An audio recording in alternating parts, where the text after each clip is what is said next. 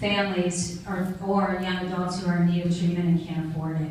And all of you being here tonight is the reason we're able to do that. And I cannot express to you how grateful we are and how grateful these families are, because this truly is a matter of life or death when these kids and these young adults are in a crisis situation and they don't feel like they have anywhere to go. Some cases their families have kicked them out, they've given up on them because they don't understand that it's a disease and that behavior is part of the disease. They just think this is a choice. And this family came to me, and I can't say enough about the mother. She is an incredible woman of strength. People say I have courage and I'm strong. Every parent in this situation, almost every parent, every parent has strength, but some know how to express it and how to go into action. And this mom was one of those that when she understood the crisis that her daughter was in, as much as she was fearful and in pain and angry, because we all get angry, and we have our own emotions, she sprung into action. She contacted us, and as did her daughter, and we put a plan immediately into action to get this amazing young woman into treatment. And when we talk about heroes, I think all of these young people are my heroes, because they're dealing with a disease they don't understand. They're ashamed, they're disgraced because they feel that way about themselves, and they feel like they've let everybody down in their lives. And this particular young woman came to us, and when I say it takes courage to step outside of that and go into treatment, as scared to death as they are, and they're mostly scared they're going to let everybody down again. They're mostly afraid they're going to devastate their parents all over again if they go to treatment and they fail. I want to read you a letter that this young woman sent to me. She wanted to be here, but she's still in intensive outpatient. She's completed her inpatient. And she sent this letter to me, and this, I want you to know, all of you in this room have helped this young woman.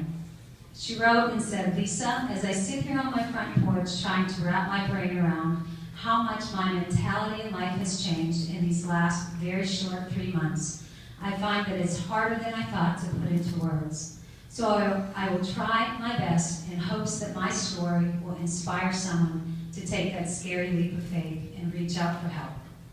I remember our conversation we had over the phone the night before I came here to Delray Beach for detox and treatment. I was terrified. Although I knew my addiction took me to a place where I was shameful, full of self-hatred, and feeling utterly alone, I was comfortable in that chaos. But somewhere deep down, I knew that I deserved more than what I was allowing myself. I deserved more, and my family deserved more. So I acted on that tiny bit of willingness I had, and I went into treatment. Thank you, Lisa, and Brandi's wish, and all of you, for finding this amazing place, Transformations Treatment Center. During the 40 days I was there, I pushed through intense cravings, dreams of using, feelings of guilt and remorse for the things I have done in my active addiction, but I never once lost sight of why I was there, to learn how to live my life without using drugs. I would always tell my therapist that my main goal in my life was to love myself unconditionally, because I knew that everything else would fall into place. I can honestly say 3 months sober that I don't want or need drugs today to cope with my life because I love myself. I stay aware of my feelings and thoughts and talk about them. Communication is so vital to my sobriety. I have kept secrets for so long, and that never worked for me. I actually have real relationships with sober women now, something I never thought possible because I felt I couldn't trust women. But one of the biggest things I have gained is an open and honest relationship with my mother. We speak almost every day, and it is so freeing to know that I don't have to hide anymore.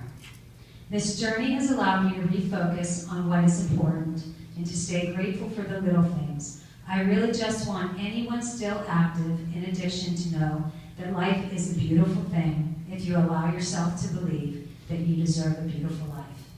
Just please take that leap of faith and reach out for help. It's there waiting for you. Thank you again, Brandi's Wish Foundation, for all of your hard work and dedication, and thank you for helping me to change my life. And that is my hero. These kids that come to us, and emotional because they really, like Johnny said, just want to be loved, and they want to be heard, and they want to be able to share how they're feeling. And it's all that fear of being rejected or failing that keeps them from getting well. And they can get well because there's so many centers and people out there doing great work like you've seen in this room with all the speakers that want to help them. They just need to be able to get there.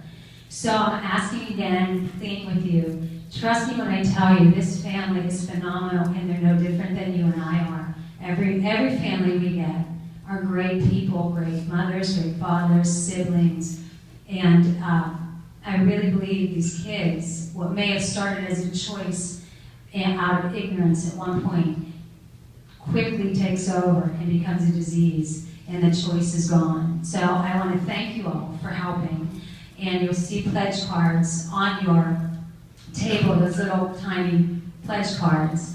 And if any one of you haven't helped us or donated to us in the past, I would just ask that you consider $100 pledge to help us continue to help the families. And thank you all. Eric, I know you were great, helped us this year. You yourself helped get several young women into treatment. One is at a place in Tennessee right now, and the young woman I just spoke about is the other one. So I'm sure she would So again, I, from the bottom of my heart, can't express my gratitude to all of you, and I appreciate you all being here. And to all of our great speakers, the committee, the board. I'm a little brain dead right now, so I apologize if I'm speaking and rambling. But thank you so much, and I really appreciate everything that you do for us.